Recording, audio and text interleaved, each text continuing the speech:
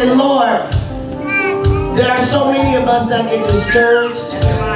So many of us that feel we're talking to you and that you don't hear. I say, God, what would you have to say about the silence? Sometimes we feel God is silent. So when I'm worshiping and I'm warring, I talk to God because he's my friend. And I said, God, what would you have to say? He said, the ultimate defeat for him is for Satan to see you in the place that God set him in before he fell. Before he became Satan, he was a worshiper. His whole job and his whole glory was to worship God forever. The glory of who he was the most beautiful angel, the word said. He was more intricately made. When I went to Bible college and I learned about angelology, they talked about how the instruments were inside of his body.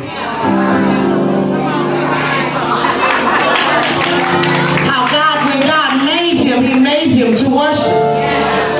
He looked at himself and saw that he was beautiful too. Because God made him that way.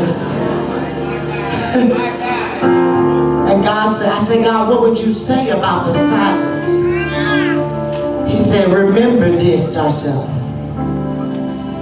The greatest defeat for the enemy is to see you standing in the position that God made him to stand in, and to be faithful, and to always be found doing what he was supposed to be doing, and to always be found pleasing the Father when he couldn't, and to always be found giving God glory when he couldn't, and to always be found having your eyes looking at God when he couldn't, and to always be found thinking of God more than yourself because he couldn't, and to always be found submitted to God because he couldn't, and to always be found worshiping at the feet of God because he couldn't. The greatest defeat is not that you would have houses, cars, land, a big name, TV, lights, weed, everything you could ever dream of. The greatest defeat for hell, the greatest war that is going on in your life is the war over your authentic worship, over your true love for God, over the desire to want to love God. The greatest war you will ever face is the war between your belief and your doubt. The greatest war you will ever face is not in your body. It is in your spirit. It is over your soul. It is over your soul. Yes. Yes. See, it's the sound of worship that comes out of the heart that breaks chains. It's not a song, but it's the sound that comes out of you when you can see God bigger than everything. We know that you are good. We know that you are good. You've always been good. You've always been good. You are good. You are good.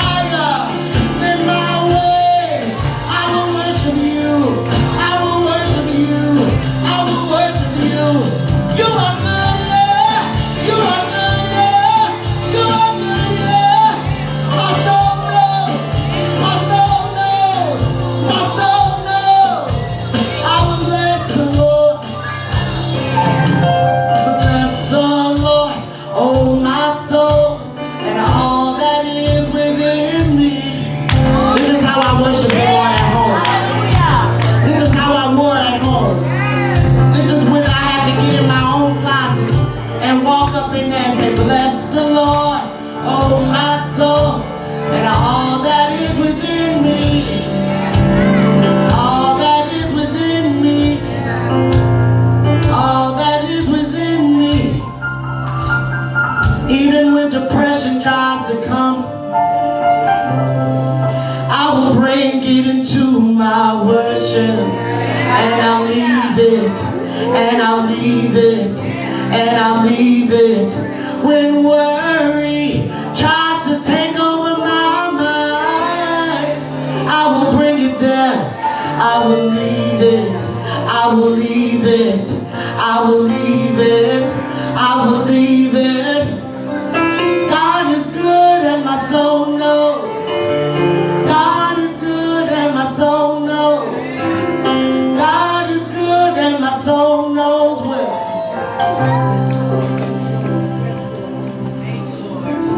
You are good. Somebody needs to say that out of their mouth. You are good. You are good. I will not believe what the enemy tries to tell me, that there's no purpose in my worship. He tells me that this is all for nothing. He tells me that Christians are broke, busted, and disgusted. But I bind that lying spirit, because my soul will worship the Lord. I haven't seen a happier person than my grandmother. She get on the prayer line at 6 a.m. She get on the prayer line at 12 noon. And she get on the prayer line at 9 p.m. And she's the happiest person I've met in my life. And she hasn't missed for 41 years. Bless the Lord, oh my soul. Lord, make me a house. Make me a house of prayer. My highest calling is, Lord, make me a house. Make me a house of prayer. A house of prayer. And may the fire on my altar never burn out. The fire on my altar never burn out. May the fire on my altar never burn out. Make me a house of prayer. May the fire on my altar never burn out. May the fire on my altar never burn out. May the fire on my altar never burn out. Make me a house of prayer. Hallelujah.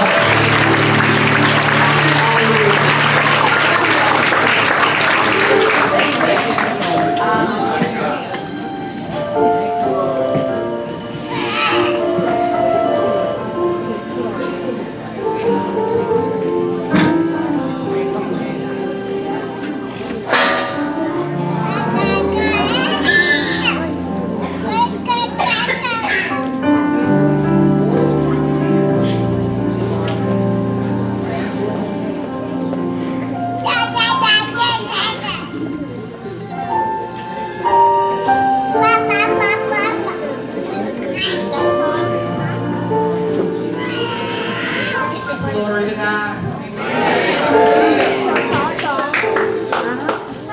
I just want to give you a little background. I want to share a spoken word with you all that I wrote when I was about 16 or 17 years old. And it's a dialogue between God and the devil. And the devil speaks first. Then God will address the devil, then address the audience. But I pray that you get something out of it. It's called The Devil's Attempt. Behold, I am the devil that has come to take all of your souls. And yes, I am quite bold, showing up here letting you know but you're mistaken. I'm not the images in your imagination. Instead, I sit in the congregation. I'm your next door neighbor. I'm the politician trying to get you to vote in my favor. I'm a smooth operator. I'm the hormones in your teenagers testing their conscience. I'm the reason Cain killed Abel. I'm even in science, your technologies, the TV screens. I'm on the internet. I'm the reason your 16-year-old daughter and the 42-year-old met. See, I'm the one who really goes premarital sex, giving it more credit than it really is, making it look good to your kids, and all the time you put wood in the fire, making the flames burn and rise higher. Discrimination, segregation, being prejudiced, better yet jealous. But what you don't know is, when I come for you, I don't look at the color of your skin. I do what I have to do. You're the fools. He died for you so you can be free. And you're selling your souls to me for something temporary. You don't even know the half. I just sit back and laugh. I don't go out and get a stranger. I'll use your brother. I'm that green-eyed monster pretending to love you. Basically, people, I'm that needle in your vein. It feels good now, but you'll soon feel pain. I'm that powder that just went in your nose. I'm the reason you couldn't see the light because your eyes are closed. You are the prostitutes. I am your pimp. No, this isn't a warning, but the devil's attempt. This is God's answer. All right, people, you just witnessed a coward wearing the name Satan to make you afraid. But you are not about to give in to him, not after the price I've paid. Let us pray. I've left you here with everything you'll need, my word, and I asked you to have faith, yet you still continue to ignore me. What have I not made clear to you? I died and rose again because I feared for you. I loved you too much to let you go. Every day you feel my touch, but you act as if it isn't enough. I'm the reason you live, and all I ask is that you love and give. And Lucifer, what do you want? To them, you're a monster, but to me, a big front. I have lost some of my sheep along the way, but I will leave the 99 and go back and get the one I am that shepherd I taught them to pray. Sometimes they can't see the light because their vision is dim. But no matter how strong the tide, I'm that voice inside telling them to continue to swim. No matter how bad the storm, I'm the one telling them to go on. I'm the reason these people get on their knees. I split the sea. I'm the one who sent Moses to let Pharaoh know that he'd come to get my people. I'm the reason the addict chooses to leave the needle. I'm the reason David conquered the giant. I'm the one who tells the single mother to stop crying. I am he who reassures the righteous man you can fall 7 times and get up and keep trying. I am able to set free all who will accept me, who are entangled in bondage. Oh, rise up, Zion. It is darkest before midnight. But I am the reason my people continue to fight. It will be all right because I am the light.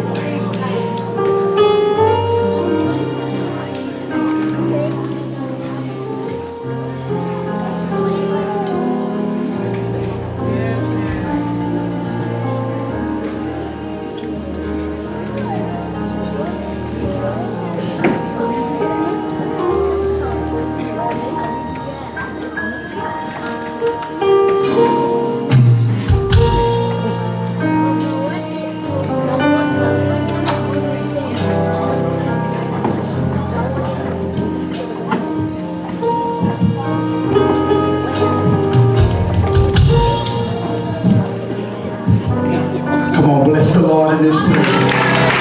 Oh, come on, bless the Lord in this place. Oh, come on, bless the Lord. Listen, listen, listen. If you're glad to be on top of the ground, you ought to bless the Lord. Somebody in here, if you're glad to be on top of the ground, you ought to be able to bless the Lord in this place. If he woke you up this morning, that's just enough to say thank you.